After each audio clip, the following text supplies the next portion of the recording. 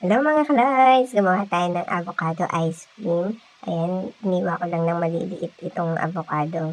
Kasi nga, yung aking blender ay maliit lang. Juicer lang siya, hindi siya totally blender. Kaya, pinagsagaan kong isa-isahin. Yung tatlong avocado yung binili ko. Pinag-isa-isa ko na ilagay dyan sa juicer. At nilagyan ko ng condensed milk and cream or creme densada ang nilagay ko para isang lagayan na lang.